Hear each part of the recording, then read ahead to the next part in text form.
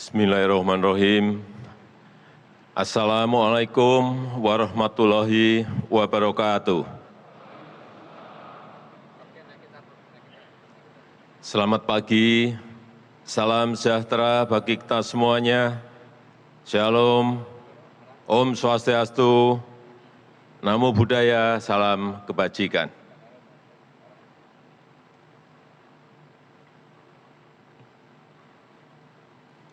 Yang saya hormati para Menko, para Menteri,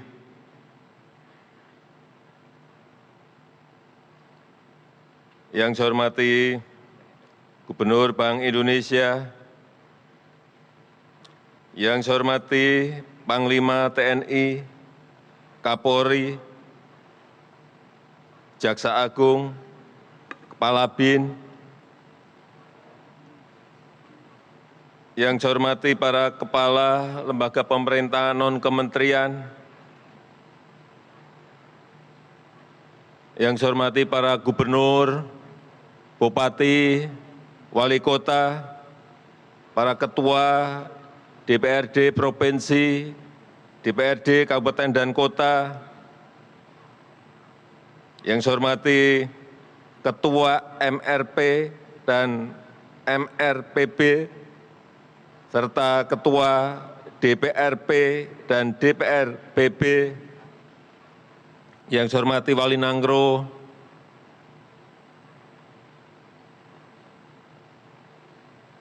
yang saya hormati para Pangdam,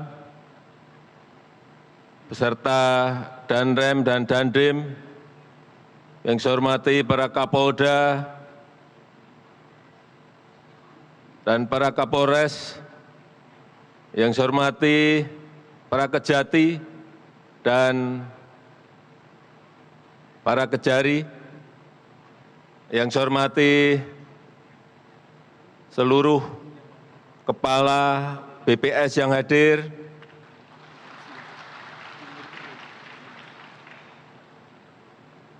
serta kepala BPKP,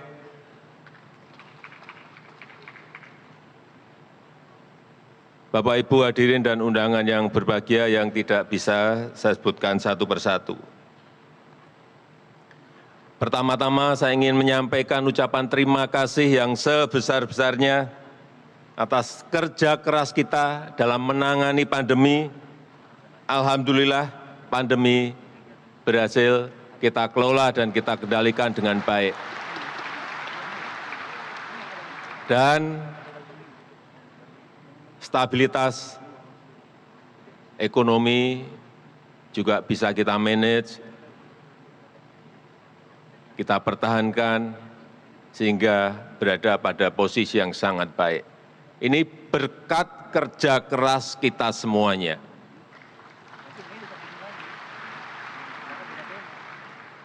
Kita ingat saat pandemi, kita pontang-panting mencari yang namanya APD. Pontang-panting mencari yang namanya masker. Pontang-panting mencari yang namanya vaksin. Terakhir pontang-panting saat Delta mencari oksigen. Sangat mencekam saat itu. Tapi sekali lagi berkat kerja keras kita semuanya, kita mampu mengendalikan COVID. Dan yang sudah kita suntikkan kepada seluruh rakyat kita, sampai hari ini sudah 448 juta suntikan vaksin. Ini jumlah, bayangkan, menyuntik 448 juta suntikan. Bukan barang yang gampang. Tetapi karena TNI juga ikut, Polri juga ikut,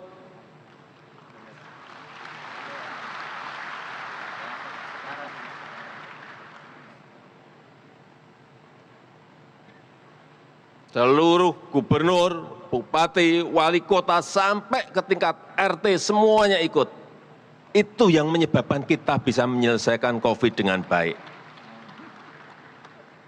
Tanyakan di negara lain, ada enggak penanganan setotal kita Kita ini betul-betul total football saat itu.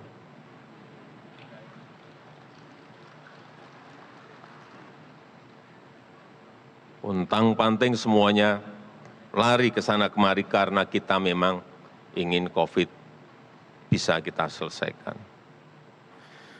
Tapi untuk ekonomi, meskipun kita berada pada posisi yang baik, yang sangat baik, alhamdulillah, perkiraan kita year on year di 2022 kira-kira mungkin 5,2 atau 5,3, 5,2 atau 5,3. Ini sebuah prestasi yang sangat baik sekali. Karena di kuartal ketiga kita bisa tumbuh 5,72. Bandingkan dengan negara-negara lain. Tapi meskipun kita bisa melalui tahun turbulensi ekonomi di 2022, hati-hati tahun 2023 ini masih menjadi tahun ujian bagi ekonomi kita, juga bagi ekonomi global. Hati-hati, semuanya harus hati-hati, harus bekerja keras semuanya, mendeteksi informasi-informasi dan data-data yang ada di lapangan, sehingga jangan sampai kita keliru membuat kebijakan. Sekecil apapun kebijakan itu harus berbasis pada data dan fakta-fakta di lapangan. Dan tahun diawali di tahun 2023 ini, Managing Director dari IMF menyampaikan, ini untuk kehati-hatian kita dan kewaspadaan kita. Meskipun pertumbuhan ekonomi kita berada pada posisi yang sangat baik. Hati-hati. Tahun 2023, Kristalina Georgieva mengatakan, sepertiga ekonomi dunia diprediksi mengalami resesi.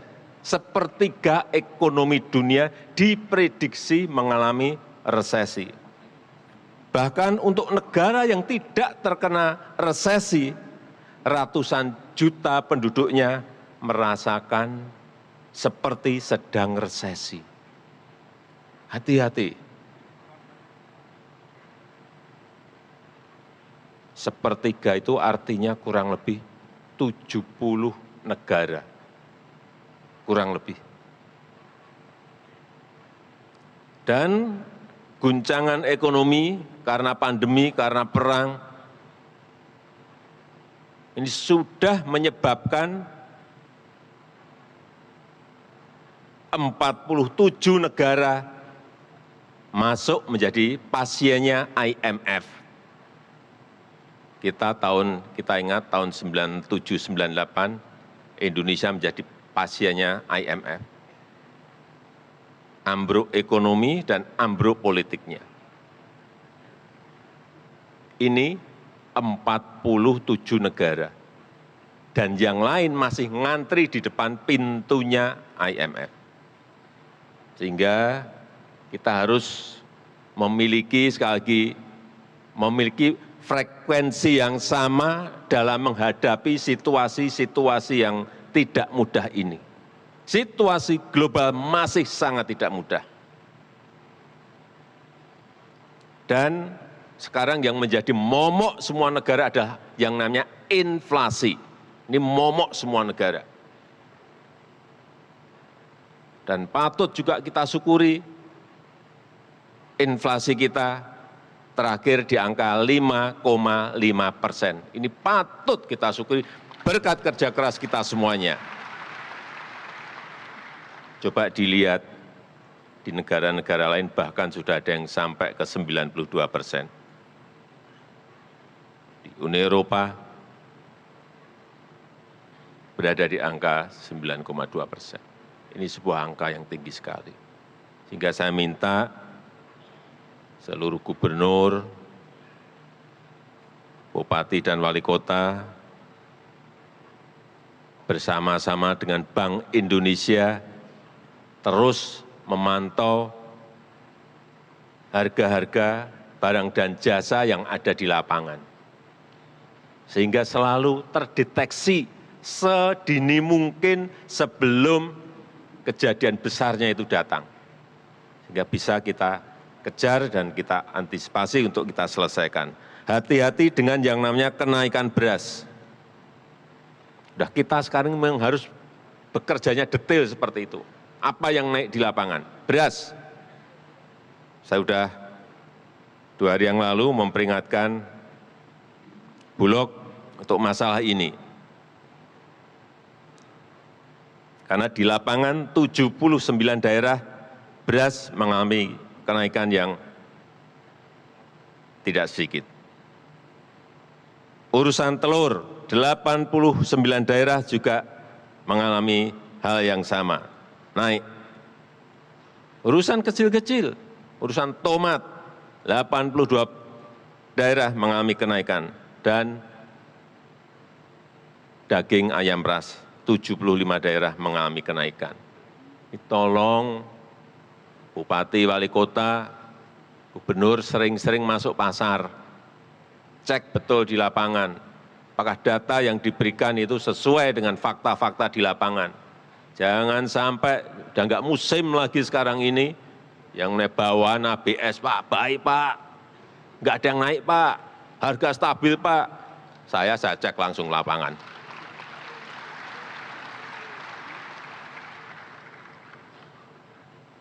Jadi BPS di daerah informasikan angka-angka yang apa adanya kepada kepala daerah.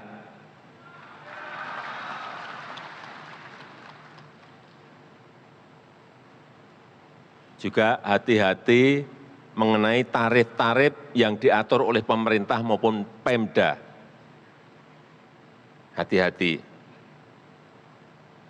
Saya berikan contoh saja urusan tarif PDAM. Hati-hati. Kalau urusan listrik, itu urusan kita. Urusan BBM, urusan kita. Tapi yang daerah, yang berkaitan dengan tarif angkutan misalnya, tarif PDAM, hati-hati menentukan itu bisa menjadikan inflasi naik. Jadi dihitung betul, kalau masih kuat ditahan, kalau enggak kuat naik enggak apa-apa, tapi sekecil mungkin jangan sampai ada PDAM menaikkan lebih dari 100%. Karena data yang masuk ke saya ada. Yang kedua, yang berkaitan dengan inflasi tadi, yang berkaitan dengan inflasi tadi, saya melihat sekarang ini dari Kemendagri, dari BI, semuanya terus menyampaikan informasi ke daerah, sehingga daerah semuanya memiliki data. Dan apa yang harus dilakukan, saya kira saya sudah tidak ingin mengulang lagi pada pagi hari ini, karena semuanya sudah tahu bagaimana menutup ongkos transportasi, meningkatkan produktivitas petani, misalnya tomat mahal, perintahkan tanam tomat, cabai mahal, perintahkan tanam cabai. Saya enggak usah mengulang. Yang kedua, yang berkaitan dengan kemiskinan ekstrim.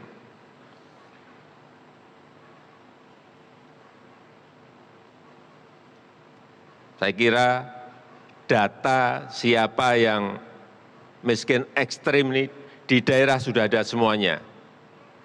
Dan sampai di desa sudah punya semuanya. Tolong seluruh kepala daerah cek ini. Dan ada 14 provinsi masih di atas nasional. Padahal kita tahu target kita di 2024, kemiskinan ekstrim ini harus berada pada 0%. Ini target yang tidak mudah. Di 2022 masih 2% dan 14 provinsi di atas nasional.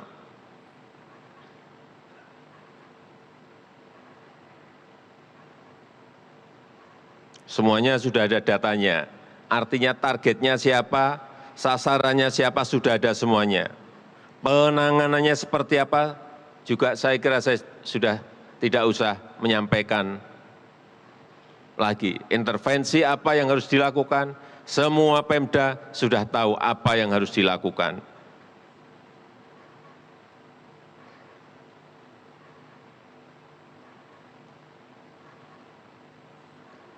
Yang ketiga yang berkaitan dengan stunting.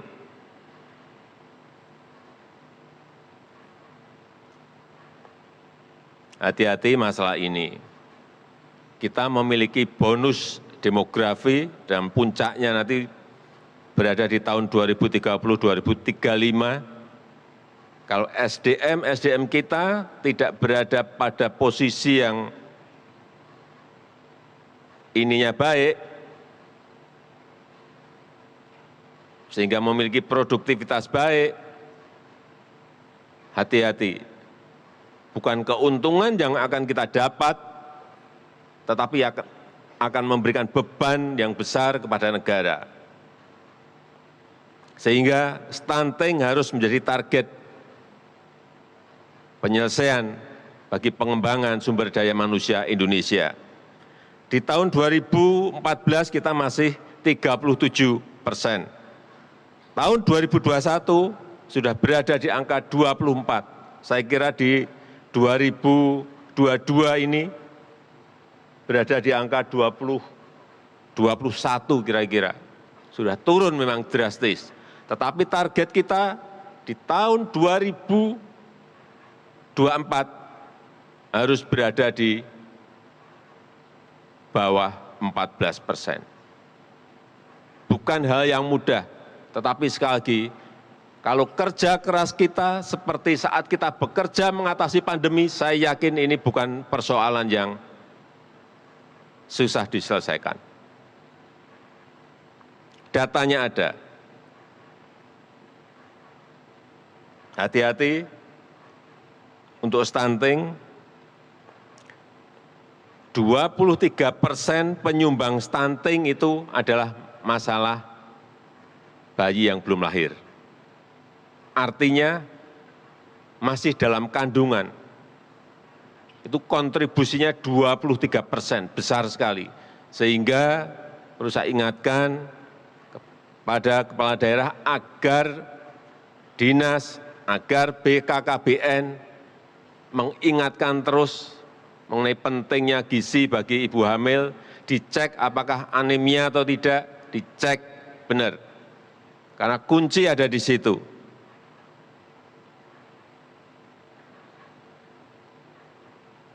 Setelah lahir sampai 23 bulan, 2 tahun, ini 37% penyumbang stunting itu setelah lahir. Ini lebih sulit penyelesaiannya.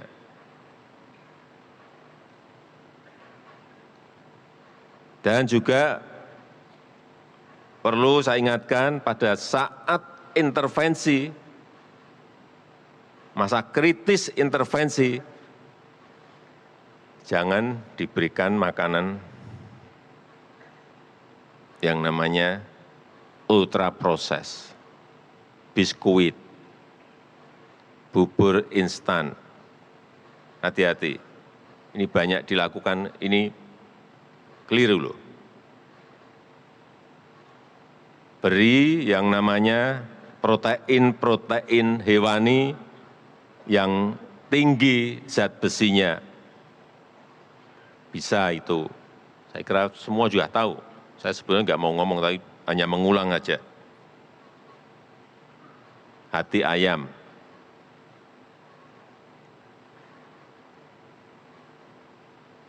Pesan telur, teri nasi. Ini kita harus ngerti. Kalau nggak ngerti bagaimana bisa mengintervensi. Sekali lagi, makanan alami itu akan semakin baik. Ingatkan sekali lagi kepada puskesmas, kepada posyandu, agar aktif membantu calon ibu dan ibu yang memiliki balita.